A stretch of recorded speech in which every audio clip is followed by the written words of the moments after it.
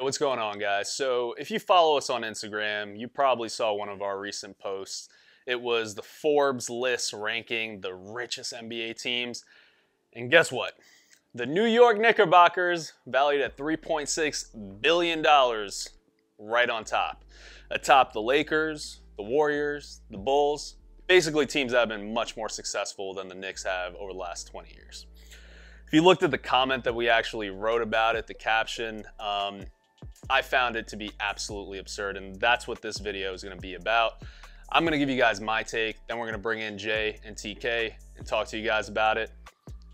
In short, the Knicks being the most unsuccessful franchise over the last 20 years are the richest franchise in the NBA. You look across any other sector, any other industry where you're looking at businesses across the board, that's unacceptable. You can't be the most richest company in the world having a garbage product over the last 20 years like the New York Knicks have. Let me pull up some stats for you guys. Knicks are the most valuable franchise at $3.6 billion. That's $300 million more than the next most valuable in the LA Lakers. And right after that, Golden State Warriors. Naturally, they actually win. 7 playoff wins since 2001. That's tied for the worst in the NBA. A .408 winning percentage. That's second worst. Behind, you guessed it, Charlotte. The team that changed names, changed cities or something like that. And oh, by the way, Michael Jordan owns them. We don't have to discuss much of that. Now, of course, the argument here is, yeah, but the New York Knicks are always going to make money because they are in a metropolitan city, the most crowded city in the world. Tickets will always get sold, blah, blah, blah. I get all that, and that's not my argument. My argument is, how the hell can the NBA actually stand for this to happen? You look at any other regulator across the board, if the richest, most valuable product that you have also happens to be the least successful, something has to be done. And it's utterly disappointing that the New York Knicks continue to put out a product that disappoints fans. Clearly, the ownership doesn't really care over the last 20 years how bad or good their product is, and they go off of these harsh moves that try to sell the Knicks up super duper high, i.e. Derrick Rose, remember that? Signing Joakim Noah, signing the likes of Marbury, Eddie Curry, the list goes on. Knicks keep doing rash, unfortunate moves, and the NBA does nothing about it. And then they end up as the richest team in the world, richest basketball team in the world. Here's my proposal. I think the NBA really needs to hold owners accountable. I'm not saying fire James Dolan yet. I'm saying if they had implemented a system over the last 20 years, say every 3 years, we reevaluate every single team. See if their quote-unquote tank is actually producing something. See if their quote-unquote trades and signing is actually producing something. And barring any major injuries, because of course chance happens, you cannot let a team like the New York Knicks get away with being the richest NBA franchise with the lack of success that they've had over the last 20 years. So maybe they should look at taxing the owners. If after a 3-year review, you see that, all right, your franchise has gotten top 10 picks across the board for the last 3 years, have not been able to put out anything that was productive or remotely close to winning, we're going to have to tax the ownership 10% on their total annual revenue. That might tell ownership, oh shit, I might need to surround myself by better scouts. I might need to hire a better GM.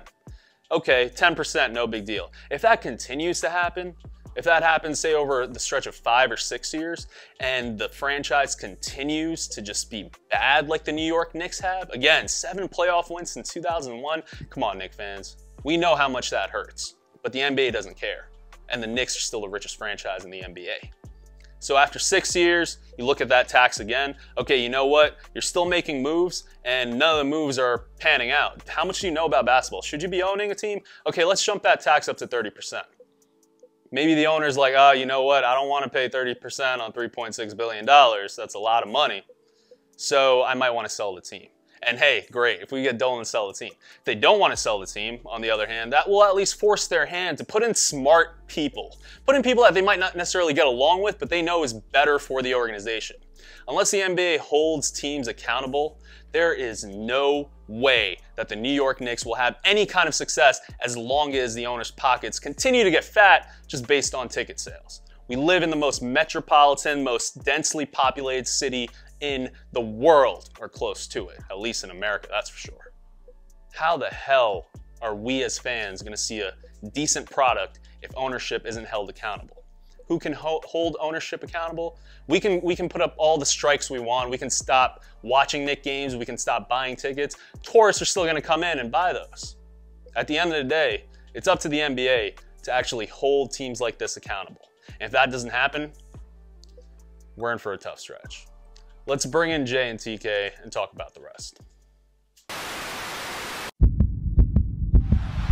Anthony for three. I think we see Willis coming out. Won the NBA championship. Have the first pick in the 1985 NBA college draft. Season ends the hands of the Chicago Bulls. Reggie Miller is tied the game. The Bulls are your world champions. New York Knicks select Kristaps Porzingis.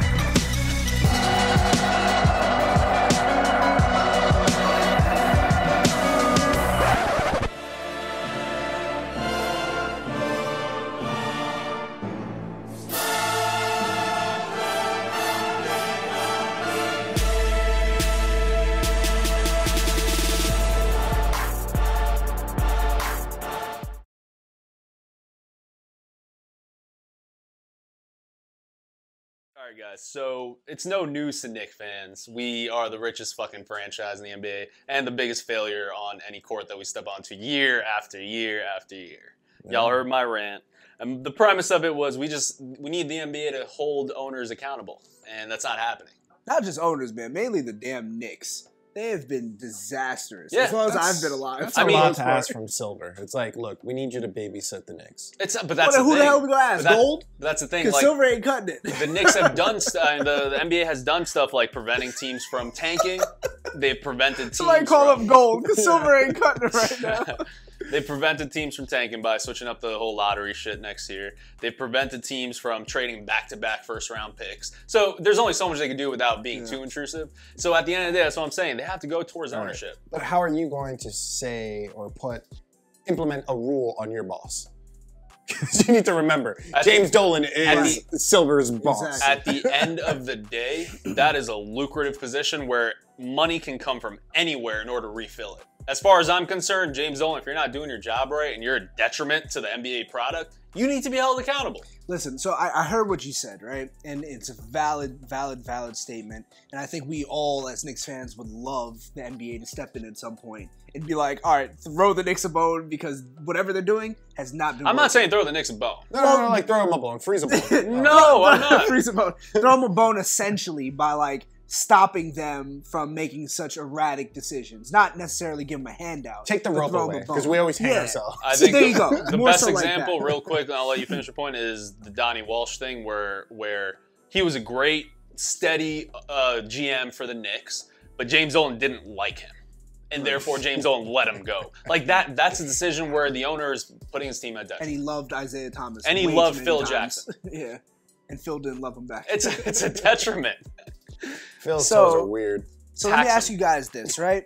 Remove New York from the Knicks name, right? Yeah. Let's take the Knicks and move them to a different city. Let's say the Knicks played in Milwaukee or Austin, Texas. sure, a smaller market, right? And you've had the luck that the Knicks have had for the past 20 seasons. Yeah. How do you think that fan base would react? Because people would not come spend their hard-earned money to go watch a shit performance like this that the Knicks put out year in and year out. No. It's- Only during South by Southwest. Yeah, sure, in Austin, Texas, sure. But granted, boy, you're making light of the Knicks situation here. Do you It's know the I only go way to bed? to- Do you know I go to bed in tears watching the Knicks I sometimes? know, come on, man. We can't have you tear up in front of people. You're right. Yes. But no, all in all, man, like this performance would be unacceptable in any other city, state in the country. In any other field of business whatsoever. Exactly. In practically any other sport. Even the Cleveland Browns have probably had more success than the Knicks. Come on. That's debatable. And they've tried to... But it's sad that that's a debate. It is, you're right. And they cut the franchise. They made him extinct. They killed him for a while. And then they brought him back thinking that a revamp would help. And yeah. Maybe it's time to just end the Knicks. You know what I mean? What if we just eliminate the Knicks from the NBA? That's the problem. What you're saying about smaller cities, like that would be feasible if it's a smaller city. Right, exactly. Not New York. They need a team here. All right, you know what? It's not even... I'm sorry, before we get into that. The Knicks, unfortunately, we have not seen the blunt force or the extreme of what it would look like when a team doesn't do well. Because like I was saying, in any other city, in any other state, you know, your fan base will respond to your team playing poorly or doing poorly. We try to, but then again, But then tourists come in and take the price. Who buy up the tickets anyway and will show up to the games. So it gives this false illusion that fans are still coming out to the Knicks games. No, fans are not. The real fans are sitting right here doing a damn show talking about how bad the Knicks have been. We also have the false illusion of every player being the savior that's coming in. We do. We put a lot of pressure on people. And I have to say, geography in today's sports doesn't matter. You can be playing in Oklahoma City and still get your $250 third most valuable franchise in Oakland. With a Nike, with an Adidas. That does not matter anymore. So I think... honestly, at the end of the day, I'll say it, we're self-privileged. I will take it a step back, though. We wouldn't have that mentality, again, if the NBA just fucking held owners more accountable, taxed them for shitty performances time after time. I'm not saying injuries, like don't tax them because a player's injured. Don't tax them because they're planning on not being good and young for like 2-3 years. You got to tax them based on the decisions that they make. So now let me ask you this. Does taxing the team, taxing the owner affect what the team can do in salary cap and free agency? No. It doesn't. No, absolutely not. Because technically speaking, salary caps are set. Owners can put in more money if they go over that threshold like Cleveland's doing. Cleveland's owners dishing out money left and right because they're way over that luxury tax. Yeah. So owners at the end of the day, that's what I'm saying. Like Cleveland's owner, clearly all he wants to do is win, and he'll do it at almost any cost, including dip into his own wallet. I mean, James Dolan has not dipped into his wallet to help us pay off fucking Joakim Noah's contract. No, that ain't gonna happen. I mean, dude, really, really quickly, I know we have another segment to discuss this on, but what you bring up within Cleveland and the owner willing to do whatever it takes to win this championship, you know what's funny about that, man? Like, again, we've seen in the trade deadline, they go out and acquire young and athletic players, right? For the third year in a row, it seems like they've made roster moves at the deadline to help them go on to the next level. The Knicks, this is something the Knicks have been trying to talk about for years. We need to get younger and we need to get more athletic. How the hell does Cleveland just go out and do it every single year and the Knicks are still sitting back, we got to get younger, we got to get more athletic? I just don't get it, man. Yeah. Tax the owner, man. Get him the fuck out of here. That's the thing, and I think the taxing the owner will force either a sale eventually. Look, I really think in all of the years transpired, Dolan has been a pretty bad owner. But in the past year or so, he actually has had his hand out of the pot. Yes. Outside of the Oakley incident. Which was not just his hand in the pot. He was like hugging the pot with his face in the pot. Get him, get him. I'm holding him. Arrest him. I'm holding him. Outside of that, he's been pretty decent in terms of just being quiet, being mum. He's like making more records out there. He's making more records. We even featured him on our show. I know. He tried out. It was amazing. And I think the point of this is to prevent anything like this from happening again. Because it's very easy for James Dolan to just be like, I'm going to put my grubby little thick sausage fingers up in the Knicks pot for no reason. So to your point, the fact is that he has been out of the loop, so to speak, in the past couple of seasons. Yeah. Who's to blame then? Like, at what point, like... But obviously, that's people you real choose quick. and you put in position. I want to make the point where this isn't... Yeah, he did put in Phil, and then he pulled him out too late. That is unfortunate. Way too late. But this isn't anything against what's happening right now regarding injuries, the KP thing. This isn't Mary and Steve Mills and Mary. Right. And Scott Barry.